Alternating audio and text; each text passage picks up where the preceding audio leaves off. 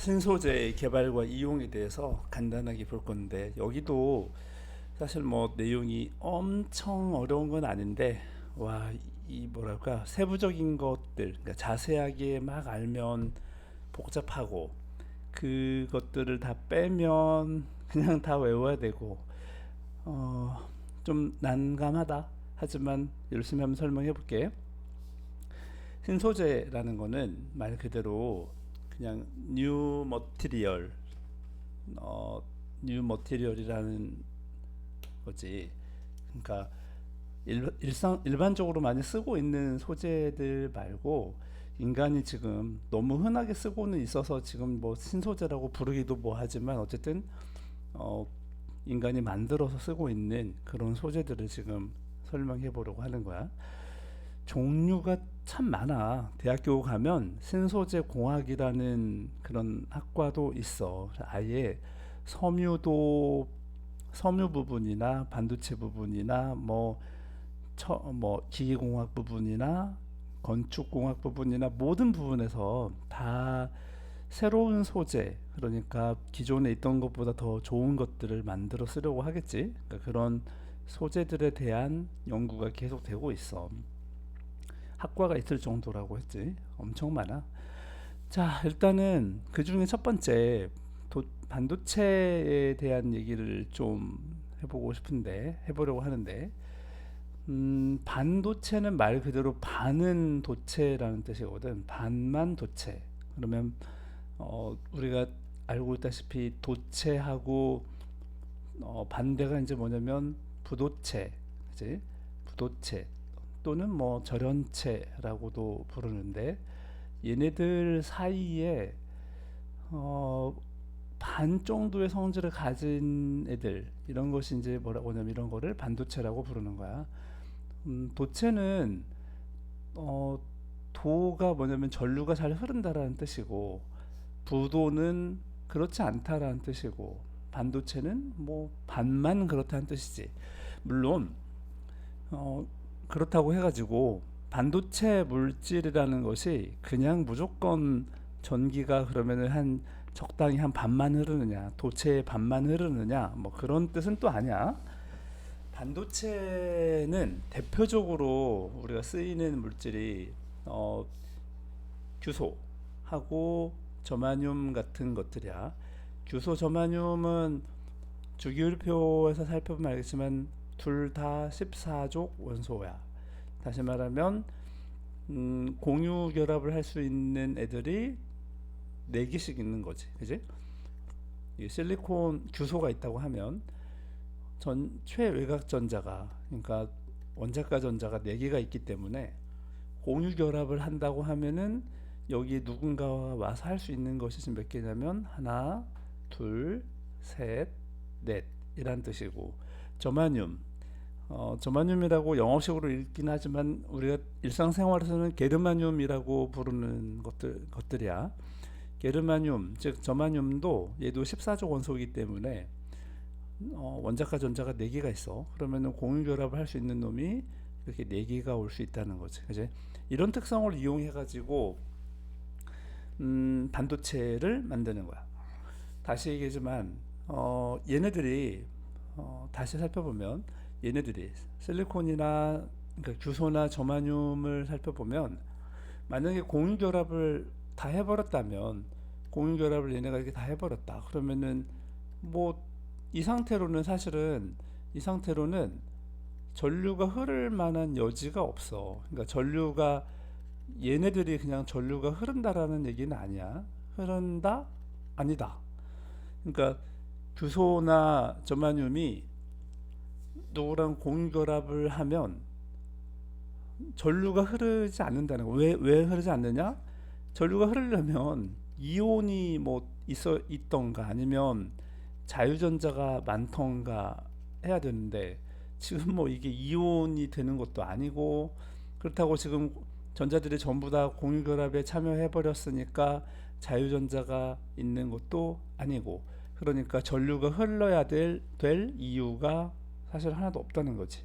그래서 어, 지금 이 실리콘, 그러니까 규소나 저마늄은 대표적인 뭐냐면 반도체 물질이긴 한데 지금처럼 그냥 공유결합 해가지고 끝 해놓은 놈들을 우리가 뭐라고 부르냐면 순수한 반도체라고 불러. 근데 순수 반도체는 금방도 얘기했지만 뭐 이온도 아니고 자유전자가 많은 것도 아니기 때문에 전류가 잘 흐르지 않아. 흐를 이유가 없지 사실은. 흐를 이유가 없어. 그러니까 반도체라고 해서 얘가 그냥 전류가 막 흐르고 하는 거는 아니야.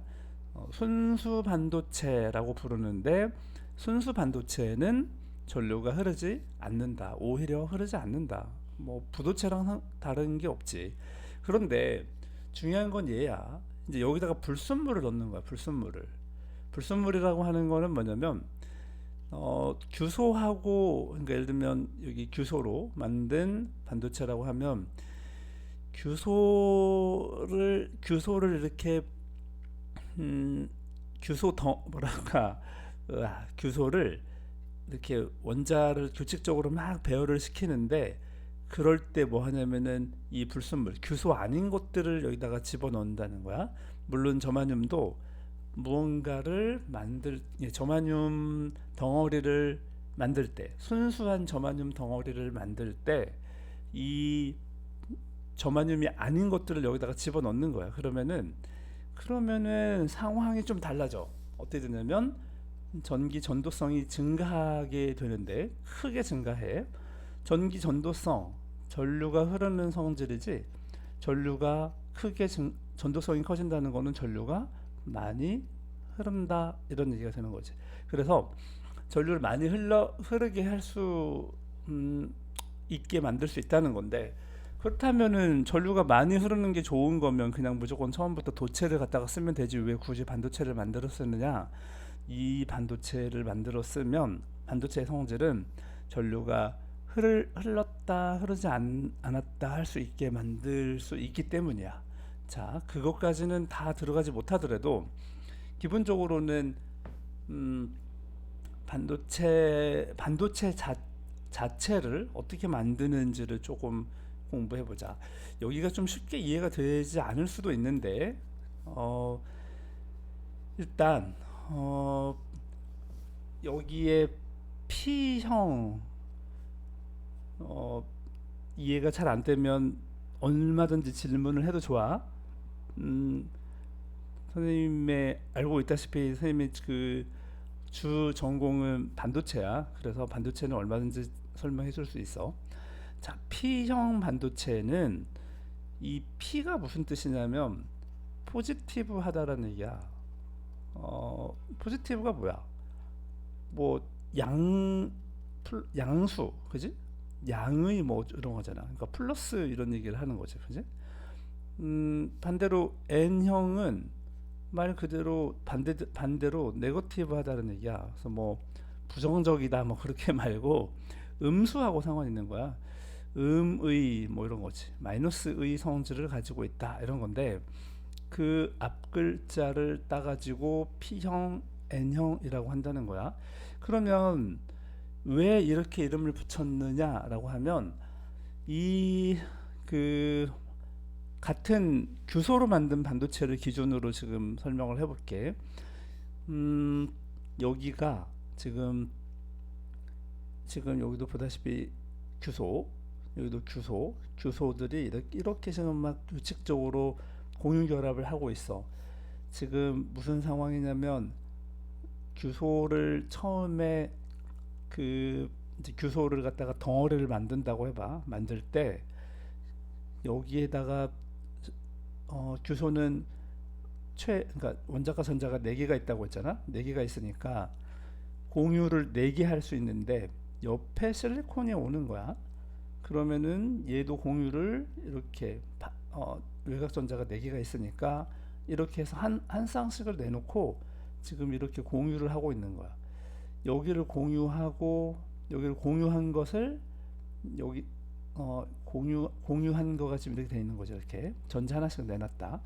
여기도 전자 하나를 내놨다. 전자 하나를 내놨다. 당연히 밑에 있는 거하고도 또 뭐냐면 전자 하나를 내놓고 여기 규소가 와가지고 또 이렇게 결합을 할 수 있지. 또 여기 와가지고 얘가 여기다 하나 내놓고 여기다 하나 내놓고 이런 식으로 결합을 계속 이렇게 하고 할 수 있다는 거야. 그지? 그런데 이렇게 규칙적으로 계속 규소가 이렇게 커나가면 되는데 여기 할 때 강제로 전자가 하나 그러니까 전자가 세 개밖에 없는 거, 그러니까 원자가 전자가 세 개밖에 없는 거, 우리가 그걸 뭐라고 하지? 13족이라고 하지. 13족이면은 붕소 또는 알루미늄, 갈륨, 뭐 인듐 이런 것들을 집어넣는 거야. 그러니까 여기다가 몽땅 넣으면 안 되고 조금 넣어주는 거야. 그러면 재밌는 일이 벌어져. 예를 들면 여기에 예를 들면 13족 원소에 보론을 넣었다고 해봐. 보론을 넣으면 얘는 원자가 전자가 몇 개밖에 없어. 원자가 전자가 몇 개밖에 없냐면 세 개밖에 없거든. 그러면 이 그림을 다시 그려볼게. 지금 사실 옆에 그림이 있긴 한데 좋아, 활용해 볼까? 무슨 얘기냐? 이 보론, 그러니까 붕소 입장에서는 이 실리콘 거를 한번, 지금 표현이 안 되니까 다시 한번 해볼게. 이거 표현한 게 어렵네. 이게 지금 무슨 얘기를 하고 싶은 거냐? 반도체가 사실 어려워. 이거 여기 실리콘이 내놓은 전자를 얘로 4개니까 얘로 표현해 볼게. 이렇게 얘 거야. 이게 지금 얘 전자가 이 규소 거가 이거야. 4개. 원자가 전자가 4개니까 지금 이렇게 되는 거죠. 그 다음에 얘도 이 규소에 대한 것도 이게 하나, 둘, 셋, 4개 이 되지. 이 규소에 대한 것도 원자가 전자가 4개가 있으니까 여기 하나, 여기 하나, 여기 하나, 뭐 여기 하나 이렇게 있다고 하자. 4개야. 그럼 나머지는 다 누구냐? 옆에 있는 놈하고 공유하면서 공유한 거지. 공유한 거. 그런데 좋아. 밑에도 하나 있어야 되지.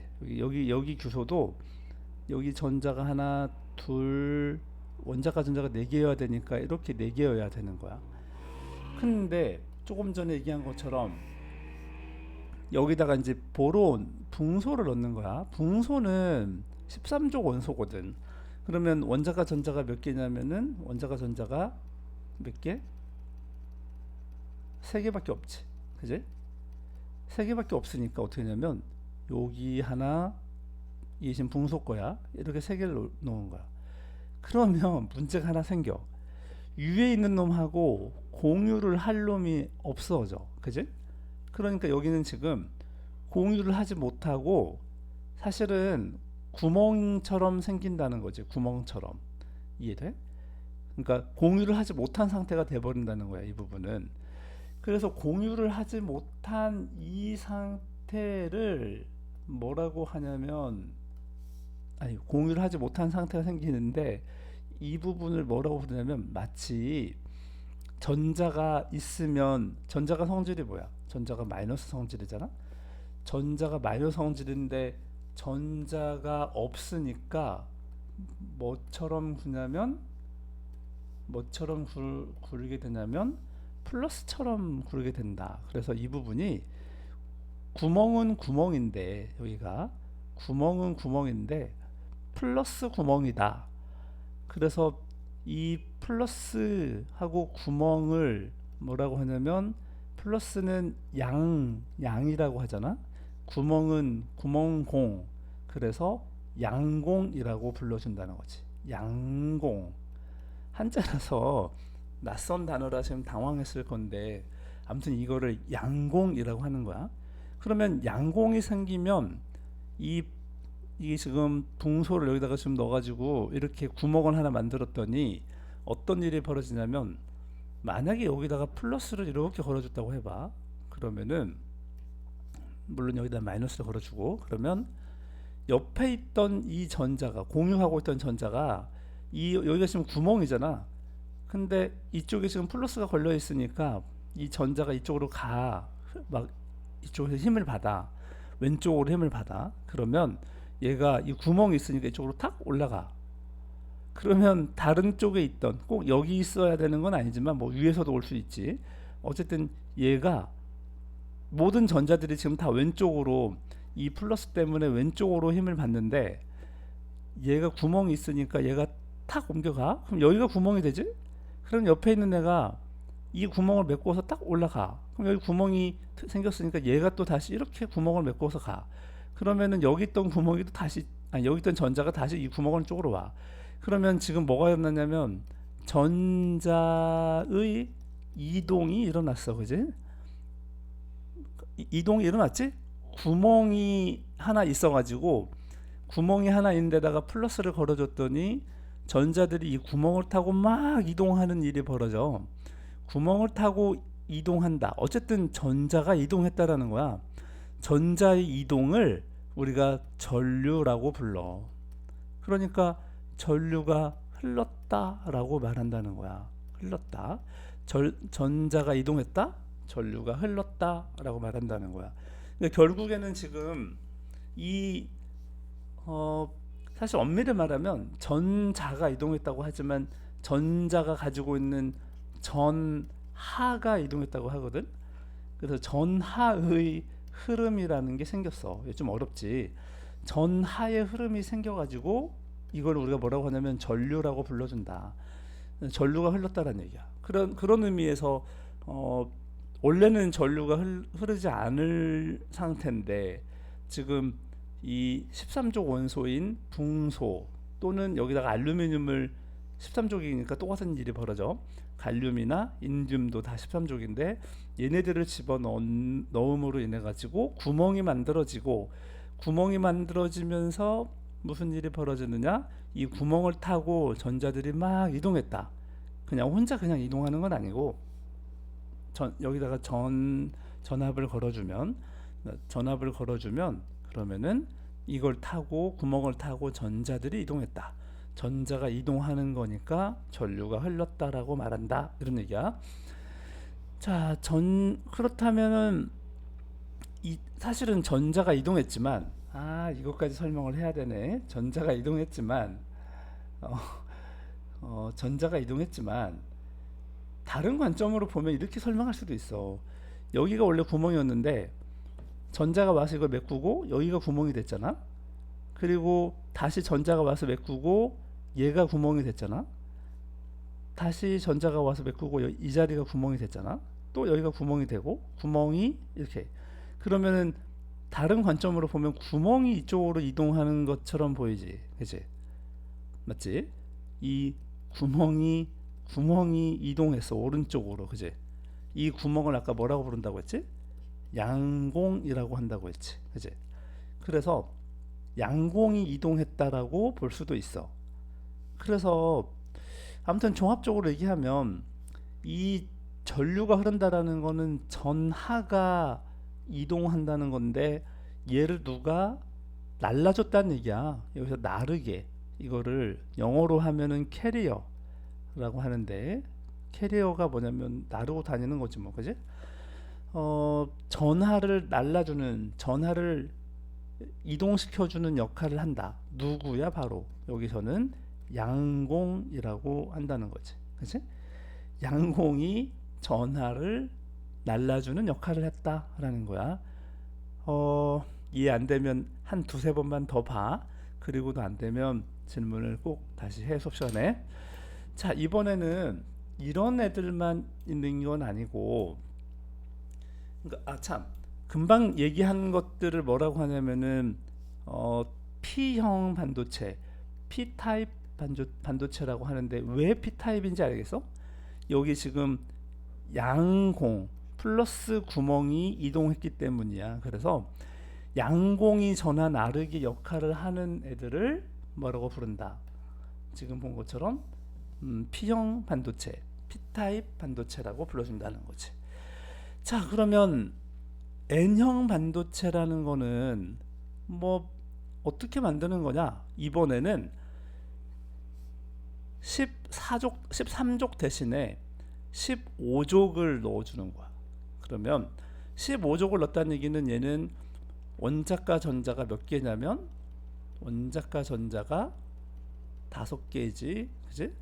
그러면은 어 공유를 다 하고 그러고도 이렇게 하나씩 남겠지, 그지? 남겠지.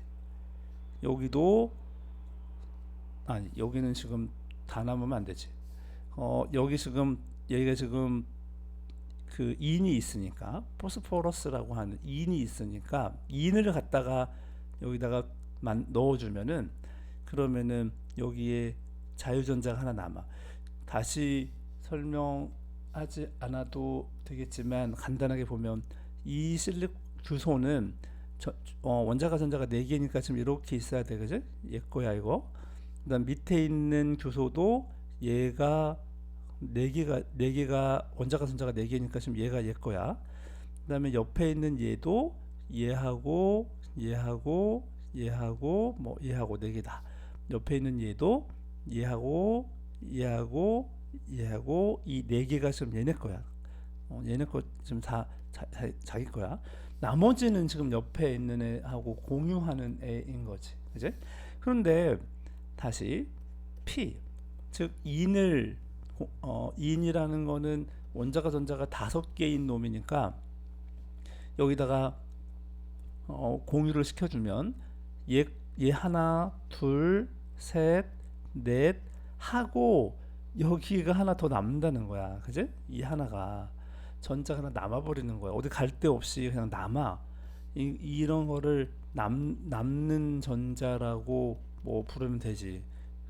그래서 얘가 이제 문제가 여기 문제가 아니라 얘가 플러스 여기다 걸어주면 그러면 얘는 뭐 어디 공유하고 있는 애가 아니니까, 그지? 자유롭잖아. 자유전자라고도 불러. 자유롭다. 남는 애가 여기다가 플러스를 걸어주니까 어떻게 되는 거야? 플러스 쪽을 좋아하잖아. 얘가 막 자유롭게 막 다녀. 여기로 갔다가 여기로 갔다가 뭐 이리 갈 수도 있고 이리 갈 수도 있고 막 자유롭게 다녀. 이렇게 다니면서 이쪽으로 흘러가는 거지. 지금 전체적으로 보면은 이쪽으로 자유전자의 이동이 일어났지, 그지?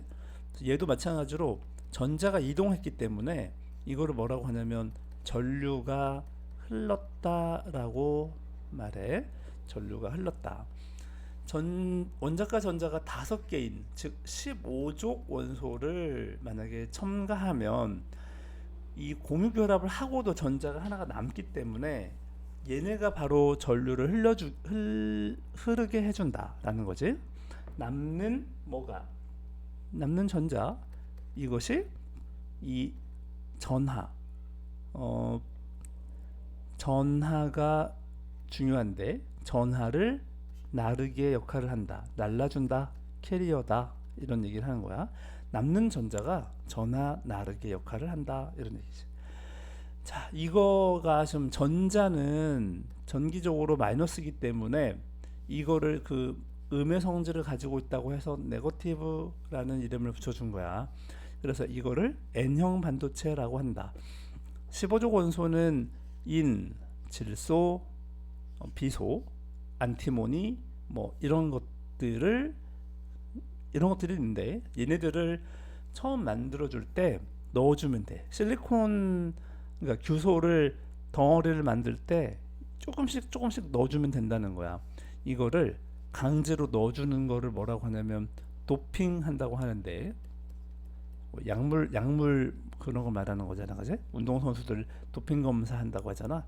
그런 것처럼 도핑한다고 그래. 약물을 넣어주는 거, 약물이래. 미안해. 이런 원소들을 넣어준다라는 거지. 그러면 전류가 흐르지 않던 놈이 전류가 흐르게 된다 이런 얘기야. 자, 왼쪽에 다른 데서는 안 나오니까 여기는 또 해야 될 것 같아. 자성체 중에도 강자성체하고 상자성체, 물론 여기는 없지만 반자성체라는 애들도 있어. 그런데 기본적으로는 여기서는 강자성체하고 상자성체만 얘기해보자. 강자성체는 말 느낌만으로도 강한 성질을 가지고 있지, 그지? 강자성체는 자석이 될 수 있는 거야. 그러니까 외부에다가 여기 지금 대표적인 예가 철하고 니켈 이런 것들인데 이런 게 다 지금 자석 만드는 원료거든. 만약에 뭐 집에서도 그런 거 많이 하실 텐데 드라이버를 처음에 사오잖아.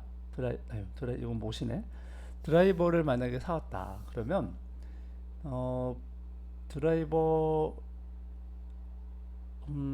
드라이버를 아빠가 만약에 사왔다. 요즘엔 사실은 만들어져 나오니까 그 좀 안 하셔도 되는데 예전에는 드라이버를 사오잖아. 그러면은 드라이버 표현 어떻게 하냐 이거 있다고 하자. 드라이버를 자석에다가 자석에다가 붙여 놓는 거야 이렇게. 드라이버를 자석에다 딱 붙여 놓잖아. 그러면은 좀 몇 시간 뭐 아니어도 돼. 잠깐 붙여놔도 그런 성질이 나오는데 잠깐 붙여놨다가 떼잖아. 그러면 얘도 자석이 돼버려. 그러니까 자석에다가 붙여놨다가 뗐는데 얘가 자석의 성질을 그대로 가져가는 거야. 물론 영원히는 아니고 오랫동안, 아주 오랫동안이 유지돼. 이런 걸 뭐라고 하냐면 이런 거를 강자성체라고 불러줘. 그런데 상자성체는 그렇지 않아. 그러니까 자석이 될 수 없는 애야. 자석이 될 수 없는 애. 물론 자기가 자석이 되지는 못하지만 자석에 약간 끌려가거나 뭐 달라붙을 수도 있어. 조금은. 물론 우리 눈에 띌 정도로 그렇게 막 강하지는 않아서 잘 볼 수는 없지만 이 자석에 약간의 영향을 받긴 해. 왜 그런지는 더 내부적으로도 공부를 해야 되겠지만 일단 기본적으로는 자석이 될 수 없어. 그러니까 이 못이나 이 못이나 또는 드라이버 이런 것들은 자석에다가 붙여놨다가 떼면은 자석이 돼. 그런데 그런 성질이 없는 거. 그러니까 자석을 떼면 바로 그냥 사라지는 애들이 있어. 뭐 종이나 알루미늄 뭐 이런 것들.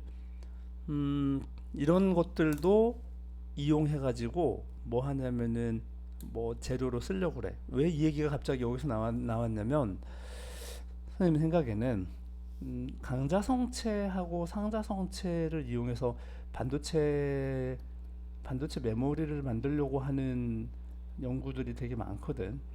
이 강자성체를 이용해서 음, 반도체 메모리라네. 반도체 메모리를 만드는 거는 이제 뭐 유전체 이런 것들도 있고 반도체 메모리 얘기를 강자성체는 반도체 메모리라는 게 아니라 하긴 만들 수 있겠다. 그러니까 이것 여기에 나와 있는 이유도 그럴 수 있겠다. 그러니까 반도체 메모리로는 어, 자성을 이용해서 뭐 이제 마그네틱 램이라는 게 있거든. 그러니까 이런 것들도 만들 수는 있어. 그래서 아마 옆에 지금 이런 게 나온 것 같아. 물론 뭐 반도체 아니더라도 저거를 이용한 저 성질들을 이용한 뭐가 있을 수 있겠지. 다이오드를 얘기를 해놨는데 다이오드가 이제 오늘 내용의 사실 핵심인 것 아니 핵심이라보다는 제일 어려운 내용인 것 같아.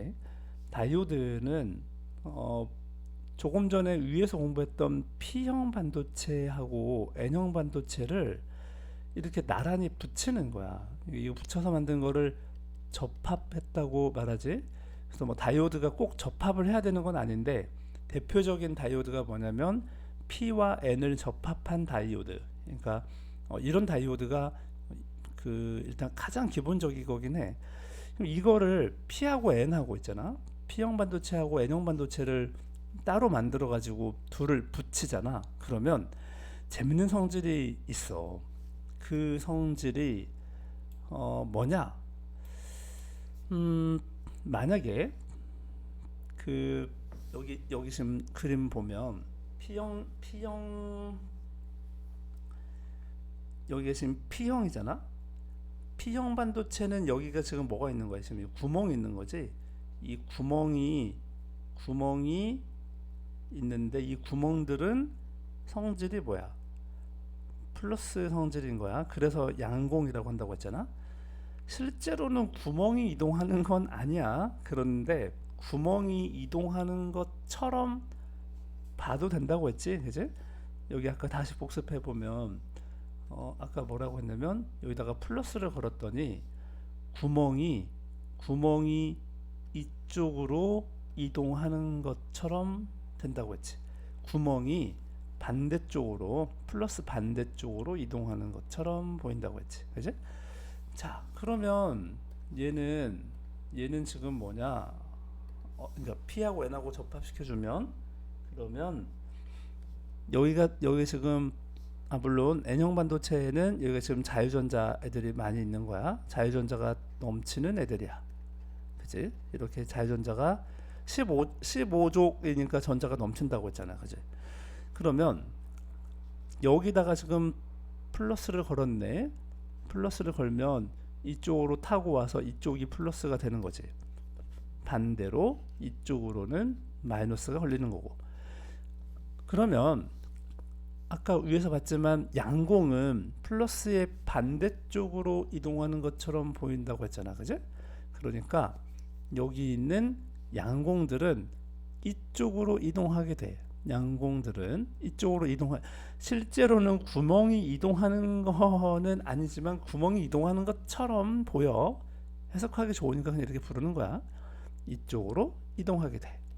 그러면 여기 전자는 이 왼쪽에서는 플러스가 잡아당기고 있고 이쪽은 마이너스가 있으니까 밀려나 가지고 얘는 또 이쪽으로 이동해. 그지?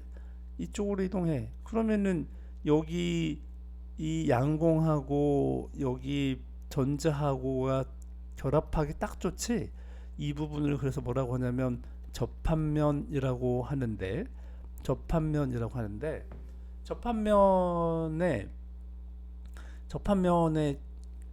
그 접합면에서 얘네들이 합체, 양공과 플러스하고 마이너스가 막 합체 일어나는 거야.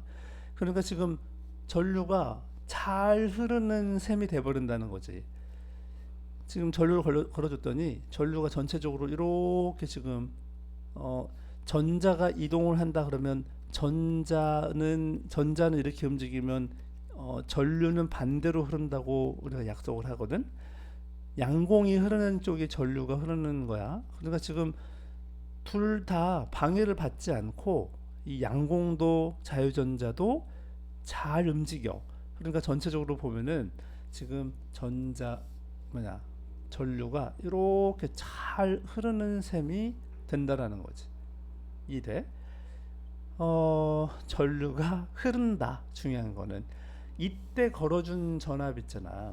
이때 걸어준 전압, 이거를 우리가 뭐라고 부를 거냐면, 이때 걸어준 전압이라는 건 여기 플러스 P타입에 플러스 걸리고 N타입에 마이너스가 걸리는, 그러니까 P형에 플러스가 걸리고 N형에 마이너스가 걸리는 이런 상황의 전압을 뭐라고 하냐면 순방향이라고 불러줘. 순방향 연결, 순방향 전압이라고 불러줘. 순방향 전압이 연결되었다라고 하는데, 순방향 전압이 연결됐다, 이 무슨 말이라고? P형 반도체에는 플러스가 걸리고 N형 반도체에는 마이너스가 걸리는 거, 이거를 순방향이라고 한다라는 거야. 그러면 느낌이 딱 오나? 이 반대로는 어떨까? 반대로, 즉 지금 이 상황에서 왜 안 지워져? 이 상황에서 전압을 한번 반대로 걸어보자. 이렇게 안 지워지냐? 이 상황에서 전압을 한번 반대로 걸어볼게. 무슨 뜻이냐? 여기가 지금 마이너스, 여기다가 마이너스를 걸어주고 여기다가 플러스를 걸어주는 거야. 그러면 이거를 역방향이라고 불러주면 되는 거지 뭐. 그지? 역방향. 그런데 역방향으로, 즉 여기다 마이너스 걸어주면 이쪽이 마이너스야, 이쪽은 플러스가 되고, 그러면 양공은 어느 쪽으로 움직인다고 했지? 왼쪽, 그러니까 마이너스 쪽으로 움직인다고 했잖아. 그지? 자유전자는 플러스 쪽으로 움직이겠지. 얘가 플러스가 오른쪽에 걸리니까 어떻게 되냐면 이쪽으로 걸리겠지. 그지? 그러니까 얘는 여기 접합면에서 만날 이유가 없는 거야. 그지? 그러니까 서로 각자의 방향으로 반대 방향으로 가버리니까 얘네 둘이 합쳐져야 전류가 흐르는 거가 되는데 전류가 흐르지 않게 된다라는 거야. 이거를 뭐라고 하냐면 역방향이라고 불러준다는 거지. 이해돼? 전류가 흐르려면 P형에는 플러스가 걸리고 N형에는 마이너스가 걸려줘야만 전류가 흐른다. 그런데 P형에 마이너스가 걸리고 N형에 플러스가 걸리면 이거는 전류가 흐르지 않는 게 된다라는 거야. 그래서 이 다이오드는 지금 이 다이오드는 뭐라고 부르냐면 아이고 지금 이 다이오드는 뭐라고 부르냐면 무슨 역할을 하고 있다고 하냐면은 한쪽 방향으로만 전류를 흘려준다. 이거를 한자로 뭐라고 하냐면 정류라고 하는데 정류 작용을 하고 있다라고 말해. 이해돼? 이거를 정류 작용이라고 한다. 한쪽 방향으로만 한쪽 방향으로만 전류를 흐르게 해준다. 그러면 이게 어디다가 쓰느냐? 얘는 전류가 왼쪽 오른쪽으로 막 흐르는 놈들이 있어. 그걸 뭐라고 하냐면 교류라고 하는데 교류에서 양쪽으로 왔다 갔다 하는 것들을 막아주는 한쪽으로만 흘려주는 그런 역할을 한다. 아무튼 이럴 때 쓰이는 건데 굉장히 많이 쓰여 사실은. 니네 뭐 핸드폰 좋아하잖아. 스마트폰 그 안에 보면 이 다이오드가 어마어마하게 들어가 있는 거지. 자, 이거를 지금 말한 다이오드를 뭐라고 부른다? 그래서 정류작용을 하는 다이오드라고 해가지고 정류 다이오드라고 불러주는 거야. 그런데 다이오드에는 정류만 하는 다이오드가만 있는 건 아니야. 또 뭐도 있냐면 발광 다이오드라는 것도 있는데 발광이라는 거는 자체 발광 뭐 하듯이 빛이 난다는 거야. 이 LED라고 불러주는 거 있잖아. LED는 라이트 에미션 뭐 이렇게 하면 되겠지? 라이트 에미션 에밋 뭐 에미팅 뭐 이렇게 하기도 하는데 에미팅이라고 하자. 다이오드. 그러니까 이거를 발광 다이오드는 라이트 에미팅 다이오드 또 뭐 라이트 에미션 다이오드 뭐 부르기 나름인데 아무튼 빛을 에밋한다는 거야. 뭐냐면 빛을 방출한다는 얘기야, 그죠? 그래서 이런 다이오드를 전류를 흘려주면 빛이 나는 거기 때문에 이제 빛을 내는 다이오드 이거 어디다 쓰겠어? 신호등, 조명, 우리 LED로 그 요즘에 전구 이런 거 다 LED로 바꾸지, 그지? 그 다음에 LED, 니네 스마트폰 액정 있지? 이런 거 다 지금 LED야. 그래서 정류 장치를 아까 말했잖아 이미 교류를 갖다가 직류로 바꿔주는 역할을 하기도 하고 컴퓨터 안에 들어있기도 하고 뭐 컴퓨터 안에 뭐 이것만 있는 건 아닌데 어쨌든 엄청나게 쓰인다는 거야. 발광 다이오드는 조명 장치로 쓰이기도 하고 태양전지는 이건 또 할 얘기가 많지만 여기서 안 할게. 그냥 그 태양전지 자체도 할 얘기가 너무 많지만 뭐 감지기도 그렇고 이런 것들이 다 뭐냐면은 다 다이오드래 그 반도체를 이용하는 뭐랄까 기기들이다. 반도체를 이용하는 뭐 장치들이다. 이렇게 생각하면 되겠네, 그지? 이 다이오드를 아까 말한 정류 다이오드 있잖아.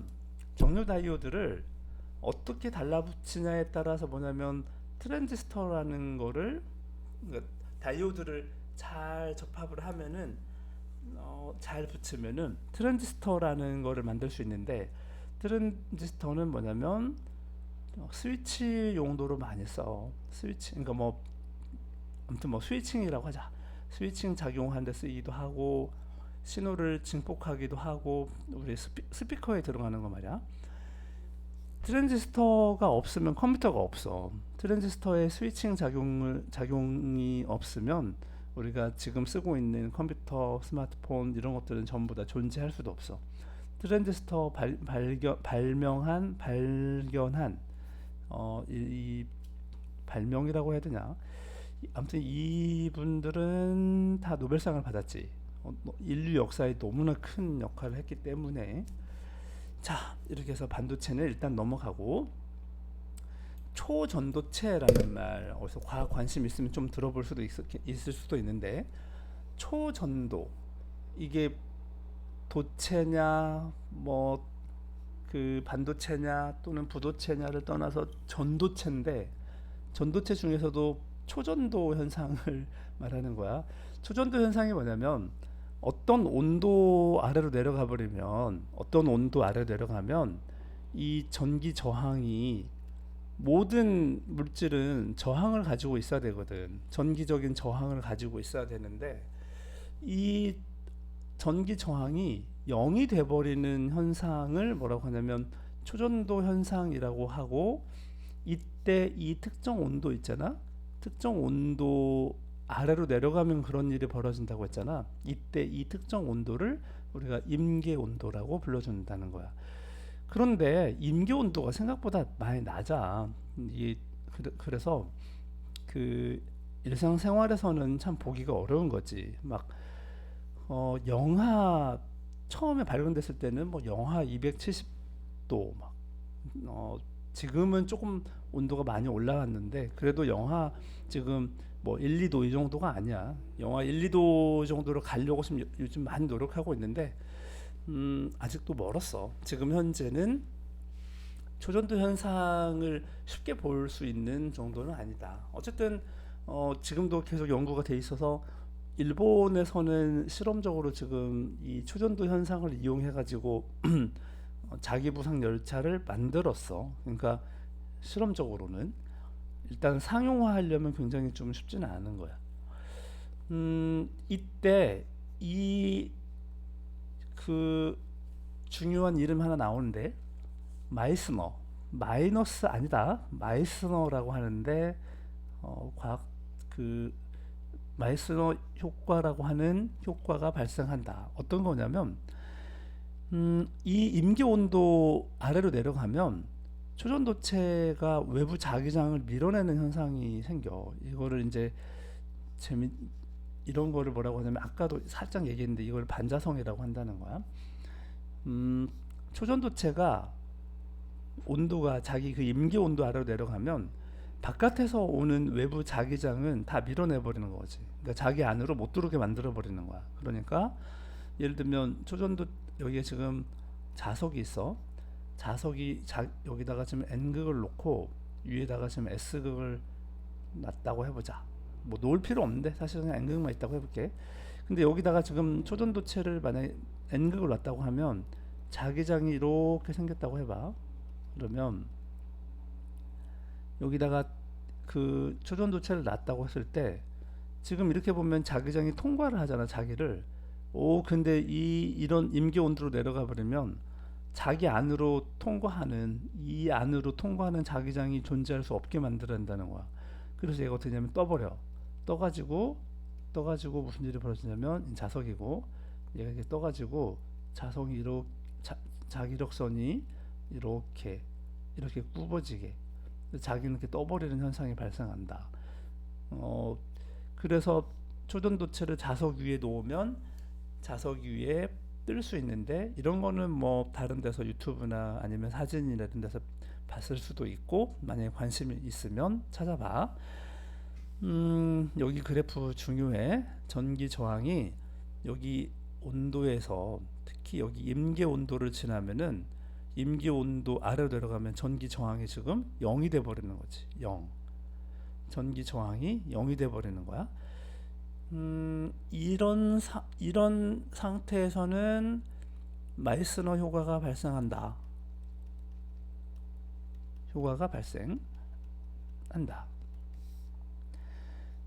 이걸 어디다가 이용하냐? 뭐 MRI 이용하고, 다 설명하기가 어렵다. 자기 부상 열차에 이용하고, 핵 융합 장치에 이용하고, 초전도 케이블에 이용하고 그러는데, 다 설명하지는 못하니까 수업 시간에 잠깐 더 뭐 얘기해 줄게. 핵 융합 장치에는 자석이 써요. 그래서 이 자석이 초전도 자석을 써야만 되거든. 자기 부상 열차는 아까 얘기했고, MRI도 자석이 세면 셀수록 좋은데, 자석이 세면 셀수록 좋은데 자석이 세면 셀수록 열이 나거든. 그러니까 열이 나지 않는 자석을 원하는 거지. 그러다 보니까 초전도 자석을 원하는 거지. 자, 음, 전기 저항이 0이 되면은 그러면은 아무튼 에너지가 0이 된다. 자, 이번에는 액정이라는 걸 공부해 볼게. 액정은 이게, 이게 영어로 하면 리퀴드, 이거 수업 시간에 설명한 것 같다, 그지? 리퀴드, 이게 액체잖아. 그 다음에 정이 수정, 크리스탈. 그래서 이렇게 되는 거야. 액정은 리퀴드 크리스탈. 그래서 얘네들은 이 가늘고 긴 분자가 되게 성질이 특이해. 고체인데 약간 액체 같은 성질을 다 같이 가지고 있어. 함께 가진 물질이야. 얘를 어떻게 할 거냐? 얘를 이해하려면 사실은 이제 편광이라는 것이 필요한데, 아니 공부를 해야 되는데, 편광은 빛의 파동이 되게 많거든. 빛이 이렇게 그냥 이렇게 흘러가는 것처럼 보이지만 사실은 이렇게 위아래로 진동하는 빛도 있고, 또는 이 옆으로 진동하는 애도 있고, 뭐 대각선 방향으로 이렇게 진동하는 애도 있고 다양해. 그래서 만약에 이거를 이쪽에서 바라본다고 하면 이렇게 진동하는 애도 있고, 이렇게 진동하는 애도 있고, 이렇게 진동하는 애도 있고, 이렇게 진동하는 애도 있고, 막 정말 다양하단 말이야. 그래서 이렇게 진동하는 애들이 만약에 이 빛을 이렇게 창살이 이렇게 생겼다고 해보자. 이렇게 생긴 곳에 빛을 쏴주면, 그러면 이렇게 세로 방향으로 위아래로 진동하는 빛은 빠져나갈 수 있는데, 이렇게 가로로 진동하는 애는 지금 어때? 다 걸려가지고 통과를 못 하겠지? 그러면 통과하고 나면은 이렇게 진동하는 애들만 빛이 가겠지, 이렇게. 그지? 이렇게 진동하는 애들만. 이해돼? 이렇게 진동하는 애들만 통과해서 나갈 거야. 그래서 편식할 때 편자인데, 진동이 한쪽으로만 일어나는 거야. 진동이 한쪽으로만 일어나게 만드는 거야.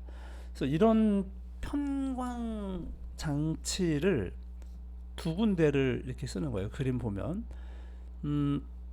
이 수직 편광판하고 수평 편광판하고 얘네 둘은 그 90도를 이루게 만들어야 돼. 그러면 이 빛이 들어가는데 빛을 차단하거나 통과시켜 주거나 이런 역할을 이제 액정 분자가 해준다는 거지.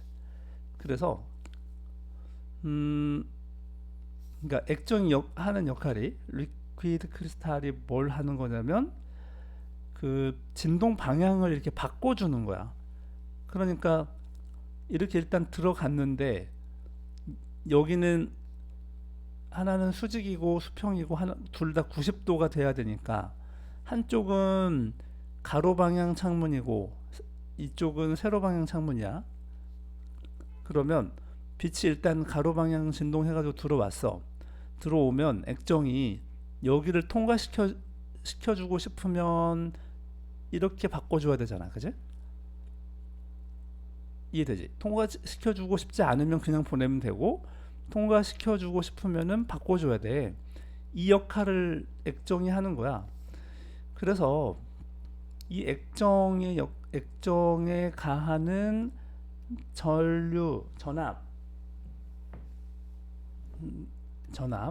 전압의 세기를 변화시키면서 빛을 얼마나 통과시켜 줄 것인가를 해주는 거지. 전류의 양으로. 이런 게 이제 LCD, Liquid Crystal Display.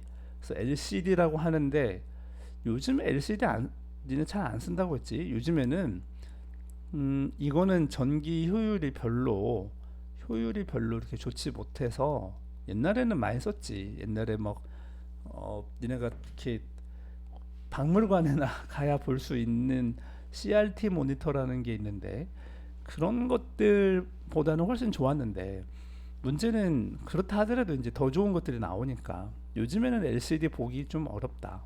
근데 당장 뭐 물론 집에 있는 모니터가 LCD일 수는 있어. 요즘에는 대세는 뭐냐면 이제 스마트폰 같으면 LED로 가지.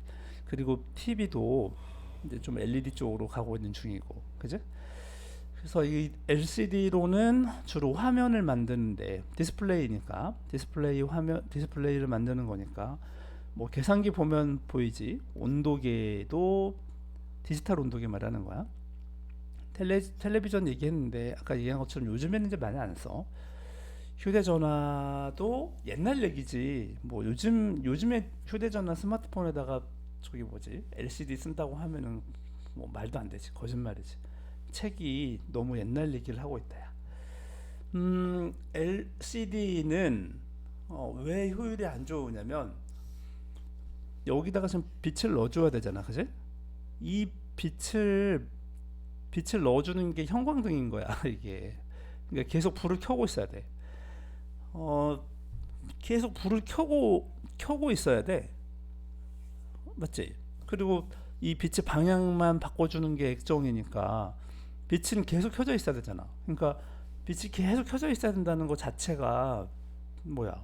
효율이 안 좋은 거지. 예를 들면 이런 모니터를 가지고 이런 LCD를 가지고 뭐 노트북 컴퓨터나 또는 스마트폰을 만들었다고 하면 그럼 배터리가 계속 쓰고 있는 거야. 모니터를 켜고 있으면은 저 빛을 계속 켜고 있다는 말이니까 배터리를 계속 쓰고 있다는 얘기지.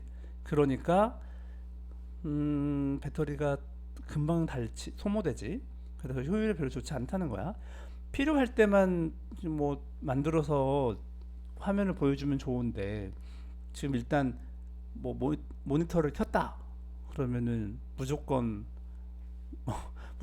전 그 빛을 켜야 되니까, 그지? 그래서 LCD는 별로다. 어, LED는 좀 달라. LED는 빛을 얘가 스스로 방출하는 거야. 스스로 방출시키는 다이오드야.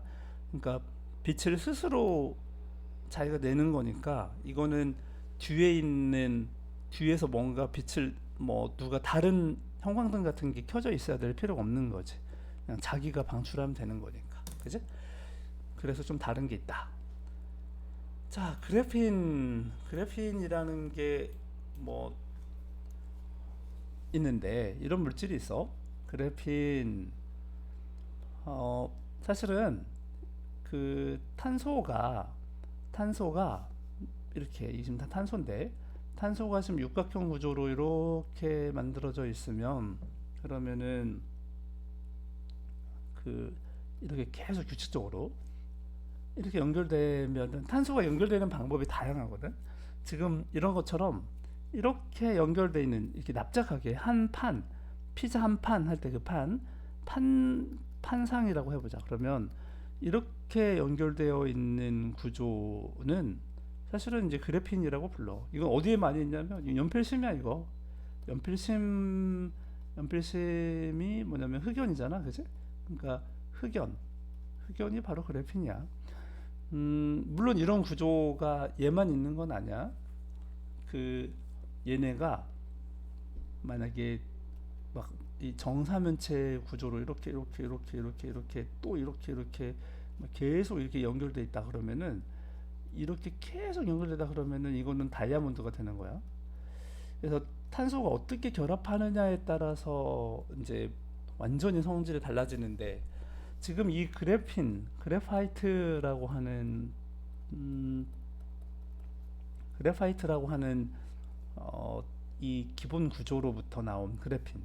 또 그 여기에는 지금 그림이 없어서 좀 아쉬운데 얘네가 공 모양으로 이렇게 결합할 수도 있어. 공 모양으로 이렇게 그리기가 좀 어렵다. 공 모양으로 이렇게 막 결합할 수 있는데 그런 거는 어, 플로렌이라고 하는데 다 탄소가 어떻게 결합하느냐야. 그래핀 뭐 그래파이트, 그다음에 다이아몬드, 플러렌 이런 것들이 전부 다 뭐냐면 어, 이 그 탄소들의 결합이다. 그런데 지금 여기서 말하는 것만 해보면 여기서 말하는 것만 해보면 딱 봐도 육각형이지. 육각형. 그다음에 이런 게 벌집 모양이잖아, 그지? 그리고 평면 판때기 모양이라고 했어. 이런 모양을 가지면은 전기 전도성과 열 전도성이 뛰어나다. 어, 전기 전도성 하면은 그 전기 전도성 하면 전류가 잘 흐른다는 얘기야. 열도 잘 전달하고. 근데 심지어는 이런 구조인데 강철보다도 강도가 엄청 강해. 그래가지고 더 단단한 뭐 건축 재료, 더 단단한 무슨 소재로서 막 쓰려고 노력하는 거지.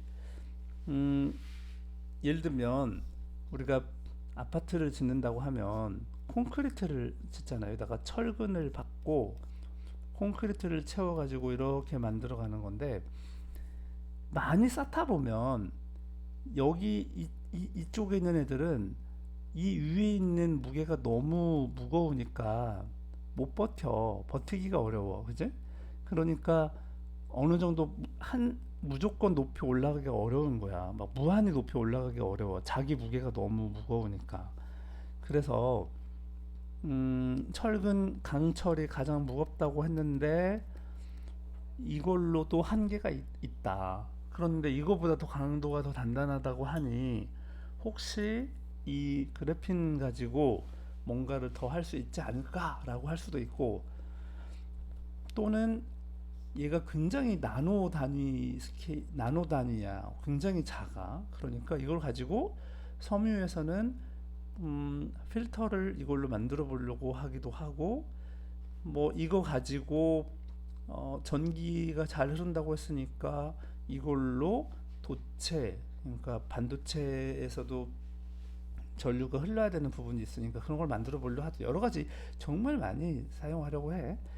거기다가 심지어는 얇고 투명하기까지 해. 얼마나 좋아, 그지? 왜냐면 저걸로 뭘 만들어도 투명하니까 안쪽에 있는 게 비친다는 얘기야. 유연성도 있어. 심지어는 휘어지기도 한다는 뜻이야. 휘어진다는 얘기는 여기 본 것처럼 휘어지는 디스플레이, 플렉서블 하기 때문에 플렉서블 디스플레이를 만들 수 있다. 이거는 옷에다가 붙일 수도 있는 거잖아, 그지? 맞잖아. 아니면 그 어디 벽이 평평한 곳에다가 광고를 하는 것만 해왔는데 동그란 모양의 그 기둥에다가 광고를 하려고 하면은 큰 걸 못 붙이잖아. 이게 그 모니터를 붙이려고 하면 모니터가 휘어지진 않으니까. 근데 만약에 휘어주는 모니터다 그러면 여기다 이렇게 붙일 수도 있는 거지, 그지? 그러니까 여러 가지 용도로 쓸 수 있다는 얘기야. 그다음에 차세대 반도체 소재로 쓰인다는 건데 이거는 이제 정말 할 얘기가 많지만 참을게. 차세대 반도체 소재로 쓰려고 한다. 다만 지금까지 현재 기술로는 대량 생산이 좀 어려워. 현재 기술로는. 그다음에 반도체는 13족이든 현재 기술로는 15족이든 이런 것들을 도핑을 해가지고 약간 내가 만들고 싶은 걸 어떻게 할 수 있는데 내 맘대로 안 만들어져 이게. 그러니까 내 맘대로 안 되니까 좀 아직은 좀 어려워. 그러니까 지금 연구를 계속 하고 있는 부분이기도 하지. 자, 참 여기 아까 옆에 안 봤는데 그 그래핀의 성질이 뭐 시험거리로 나오는 거는 유연성이 뛰어나기 때문에 늘어나거나 휘어지는데 심지어는 그런데도 불구하고 전기적 성질이 변하지 않는다라는 특징이 있어. 그 다음에 규소에 비해서 전자의 이동 속도가 빨라. 그러니까 전류가 빨리 흐른다는 얘기야. 전달하는 속도가 빠르다는 거지. 만약에 저걸로 컴퓨터를 만든다고 하면 지금 우리가 쓰고 있는 거는 다 규소 기반의 반도체 컴퓨터인데 규소 기반의 CPU, 규소 기반의 그 메모리 다 이런 건데 이런 걸 다 재료 바꿀 수만 있다면 그러면 좀 더 빨라지지 않을까 이런 얘기지. 자, 생체 모방 이런 거는 아마 어디서 본 적이 있을지 모르겠다. 이런 거 알고 있지? 이거 도꼬마리 열매는 우리가 이거를 사람이 모방해가지고 벨크로 테이프를 만들었지. 일명 뭐야? 우리가 뭐 찍찍이라고 부르는 거, 그지? 찍 붙었다가 붙였다가 뗐다 하는 거 있잖아. 그게 도꼬마리 열매.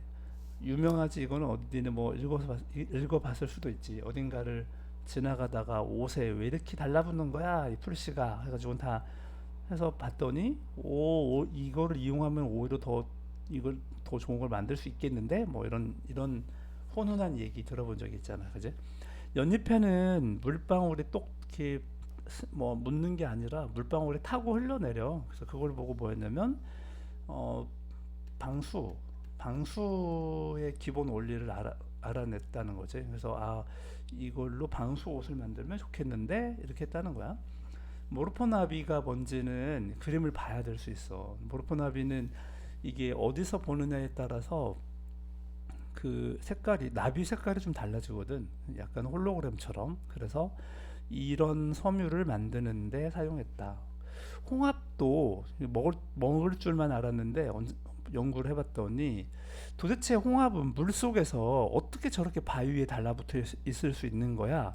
자기가 팔다리로 꽉 붙잡고 있는 것도 아닌데 말이야. 그러니까 이게 물 속에서 그 무언가를 하려면 붙여야 되는데 붙일 수 있는 테이프를 홍합을 보고 연구했다는 거지. 찾아낼 수 있다는 거지. 게코도마뱀이라는 것 이게 장난감으로도 나온 적이 있긴 했는데 던지면 딱 달라붙는 것들이 있거든, 그지? 근데 붙었다가 떨어졌다가 하면은 만약에 이게 본드라면 붙었다가 떨어졌다 그러면 이제 끝난 거지. 그런데 아니 도대체 도마뱀은 어떻게 붙었다가 또 떨어졌다가 또 붙었다가 뭐 이러지? 이렇게 하다 보니까 의료용 패치 이런 거 만드는데 의료용 패치가 뭐야? 붙었다가 때렸다 하는 거지. 뭐 예를 들면 뭐 주파수 뭐라고 하죠? 생각이 안 나네. 그 어디 가서 검사할 때 이렇게 붙이는 거 있잖아. 그 붙이고 검사하는 거. 또 금방 떨어지거든, 그제? 거미줄의 강도를 이용하고 거미를 연구해가지고 방탄복을 오히려 거미줄 보고 연구를 한 거야. 그 다음에 전신 수영복 보고 상어가 되게 빨리 달리잖아. 그래서 이 수영복을 소재를 상어를 보고 뭐 만들어냈대. 나도 수영을 좋아하지만 저걸 입어본 적이 없어서 모르겠다. 그 다음에 혹등고래의 지느러미를 연구한 사람이 있나 보지? 어떻게 하면 저렇게 조용히 잘 달릴까? 이렇게 연구했나 보지? 그랬더니 이제 그러니까 뭔가를 돌리면 시끄럽잖아. 일단 소음도 많이 시끄럽거든. 빨리 돌리면 빨리 돌릴수록 시끄럽거든. 근데 온도를 낮추려면 빨리 돌려야 되거든. 그러니까 빨리 돌리기 위해서 뭐 연구가 필요했나 보지, 그지? 그래서 그런 팬을 만드는데 사용했다, 뭐 이런 얘기겠다, 그지? 문제는 이거는 몇 개를